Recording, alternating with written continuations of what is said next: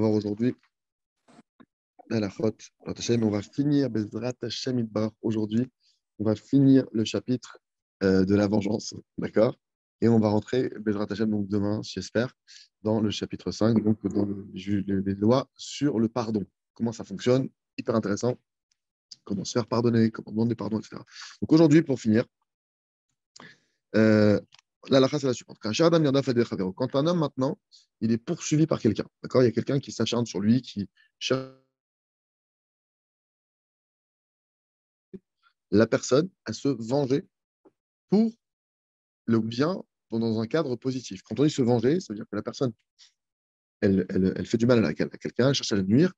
En gros, c'est d'intervenir, de faire quelque chose, ok, pour qu'il y ait ici, qu'aider chez l'eau, c'est dans certains cas, on verra après d'autres précisions, mais donc, dans quel cas on parle, l'idée c'est quoi? C'est que non, j'ai quelqu'un maintenant qui ne s'arrête pas, qui est en train de s'acharner sur moi. Et l'idée, c'est que c'est une démarche de shalom, en fait.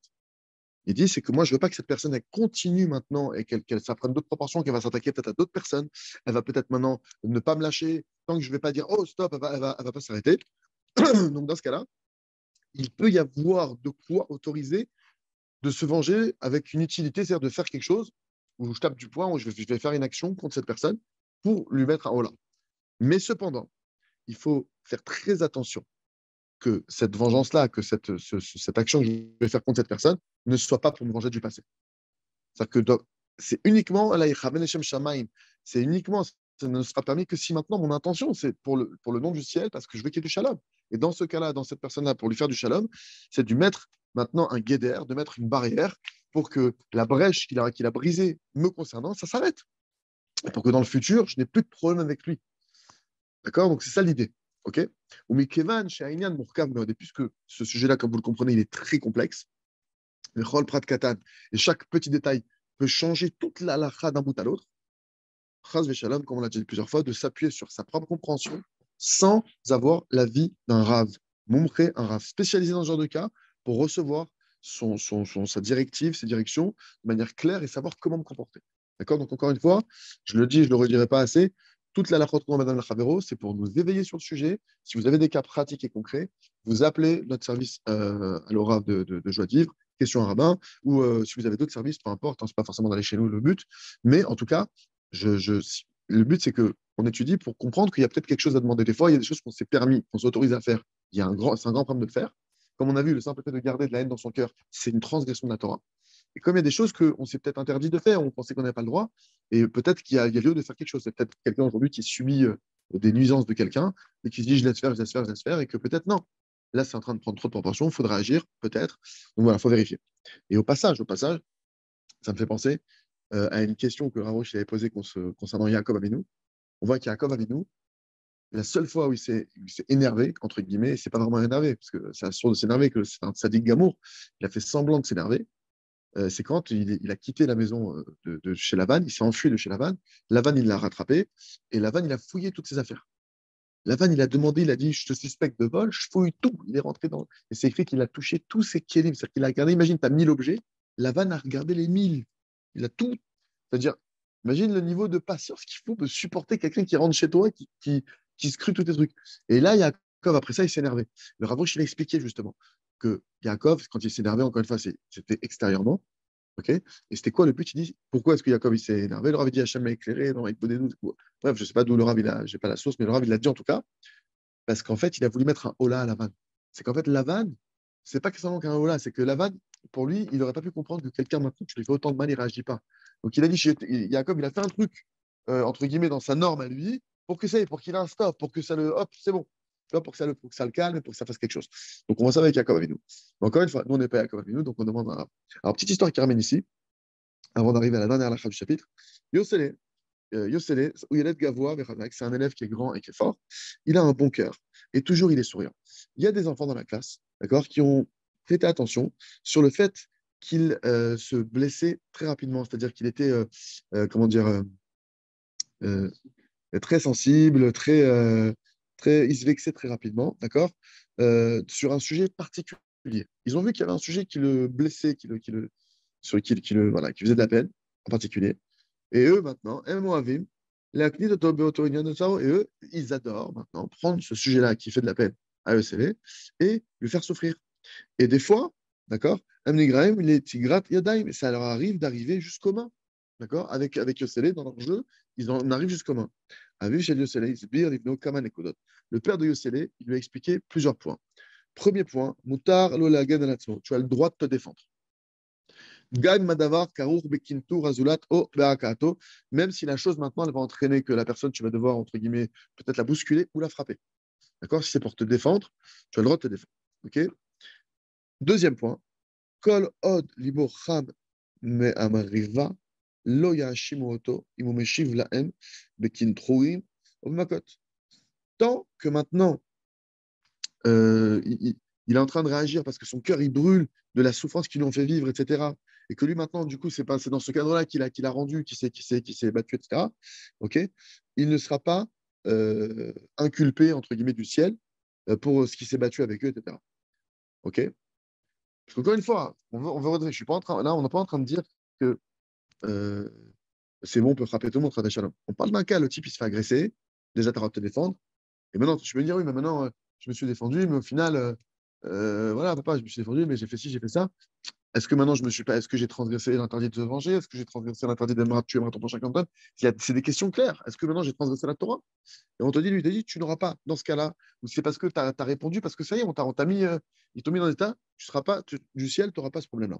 Troisième point, à l'âme, tu dois maintenant prendre conseil auprès de l'équipe pédagogique de l'école Ezogisha, une cote, clapé, comment tu dois te comporter en face de ces camarades-là, d'accord, pour les empêcher que dans le futur, ils continuent leurs agissements. D'accord? Donc, c'est trois découdottes, tu peux te défendre, tu ne seras pas inculpé quand c'est parce que tu t'es défendu et que voilà, on t'a fait du mal et c'est sur le coup, on parle de quelqu'un, c'est sur le coup, il n'est pas après coup, il a fait sur le coup, c'est arrivé. Et troisièmement, tu dois vérifier, savoir comment te préserver à l'avenir. OK? Donc ça, c'est la fin de l'histoire. Donc en tout cas, voilà. Donc c'est bien d'avoir des règles claires encore une fois, de bien, si vous avez des cas concrets qui vous arrivent, il faut les éclaircir avec un chacham, d'accord? Mais voilà, ne pas croire que la Torah nous demande de subir indéfiniment, de se faire mal, de souffrir. Non, putain, il y a des règles. Et au contraire, il faut se préserver. Mais maintenant, il faut juste le faire d'une manière comme la Torah le demande. D'accord? La Torah, c'est elle qui nous apprend à être vraiment en shalom. Le shalom, la paix, c'est pas un truc qui s'invente. De la même manière que le derech eretz, le savoir-vivre, les bonnes manières, la politesse, toutes ces choses-là, il faut le savoir. Ce n'est pas quelque chose qui s'invente. C'est écrit Imen derech eretz en Torah, Imen Torah derech eretz. C'est-à-dire que le derech eretz que moi je vais chercher à avoir, c'est un derech eretz de Torah. Et c'est pourquoi, c'est-à-dire que c'est la Torah qui me dit ça c'est derech eretz, ça c'est pas derech eretz. Et c'est pourquoi des fois ça a pu arriver qu'on a vu même des fois des rabbanim ou des grands ramim qui ont eu un comportement qui à nos yeux était bizarre, parce que nous on n'a pas la Torah. C'est-à-dire que nous on fait des choses qui l'on a appris entre guillemets de Pierre, Paul, Jacques, d'accord, et qui n'ont aucun fondement. Par exemple, je vous donne un cas concret qui est problématique, qu'on pourrait croire que c'est de la politesse. Tu es maintenant ce qu'on nous a appris dans la galanterie. Ok, la galanterie, c'est quoi? C'est que tu ouvres la porte à une dame et tu la laisses passer devant toi. D'après la Torah, c'est un problème. Tu n'as pas le droit de marcher derrière une femme. D'accord? C'est contraire, c'est indécent ce que tu es en train de faire. Tu vas laisser passer cette femme devant toi, tu vas avoir son derrière devant tes yeux. C'est un problème. C'est alpi alacha, c'est une barrière. D'accord? Pourtant, nous, on nous a toujours dit la faut être galant, la galanterie, etc.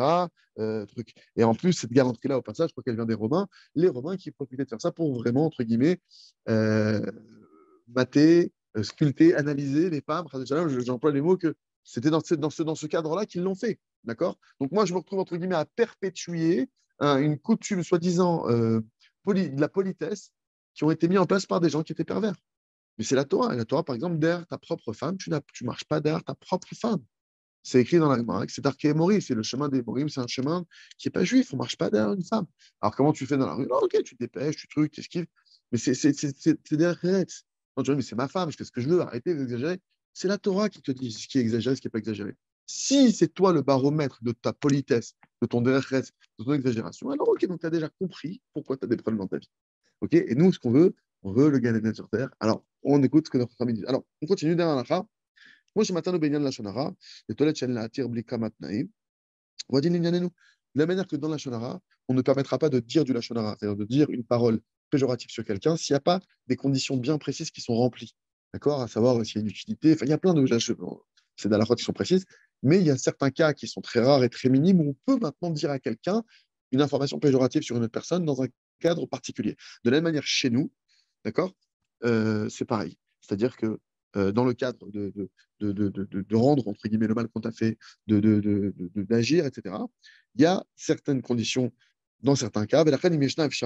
Mais par contre, s'il y a une possibilité autre, les manos, si tu as une autre possibilité, quoi qu'il arrive, de ne pas rendre le mal qu'on t'a fait, d'accord? Même dans le cas où il y a des conditions qui sont remplies, par le fait qu'on peut lui faire passer le message à la personne ou un autre chemin, il n'y a aucune permission de le faire. C'est-à-dire que même si demain tu te trouves dans une situation où tu as des conditions qui sont là et qui te font dire que non, j'ai vu avec le rave, on peut, mais que tu peux faire ça autrement, il faut savoir que même après la rave, tu n'as pas le droit, tu devras le faire autrement. C'est-à-dire que vraiment, on te parle d'un cas, tu n'as pas le choix. Il y a les conditions requises pour pouvoir le faire et je ne peux pas le faire autrement. Et donc, je n'ai pas le choix que, entre guillemets, d'agir envers cette personne et peut-être l'endommager ou peut-être faire un truc pour qu'elle comprenne ou j'en sais rien. Mais même ça, encore une fois, on vérifie avec un rave, mais voilà, c'est pour vous dire que même dans le cas où tu peux, si tu peux éviter, c'est-à-dire que la Torah, elle te demande d'éviter. La Torah ne veut pas ça. Hachem, il ne veut pas qu'on fasse du mal aux autres. Hachem, il ne veut pas qu'on intervienne dans ce sens-là. Donc, il faut bien être clair avec ça. Donc, si tu peux faire autrement, tu n'as pas le droit de rendre du mal, tu devras faire autrement, tu n'auras pas le choix.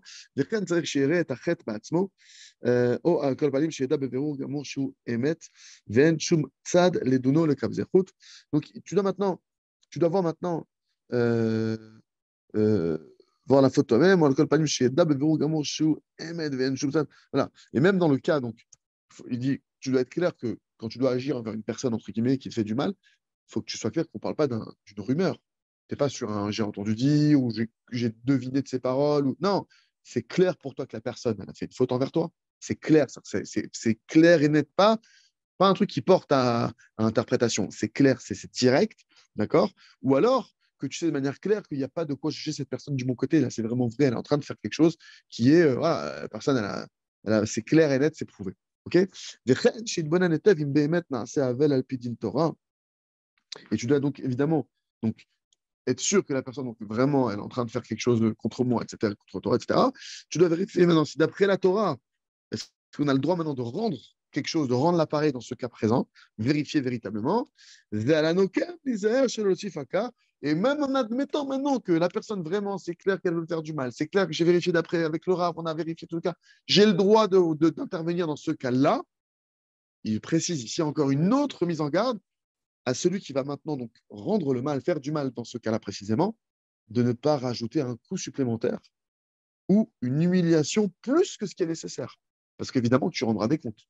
C'est pas parce que maintenant quelqu'un, j'ai le droit d'intervenir pour dire stop, arrête, que de là, je peux venir prendre un bâton, le tabasser, le dépouiller, Non, vous voyez le truc. Donc c'est très, encore une fois, qu'Hachem fasse qu'on n'en arrive jamais là. Parce que là, qui peut dire non, j'ai fait pile ce qu'il fallait? Personne ne peut savoir.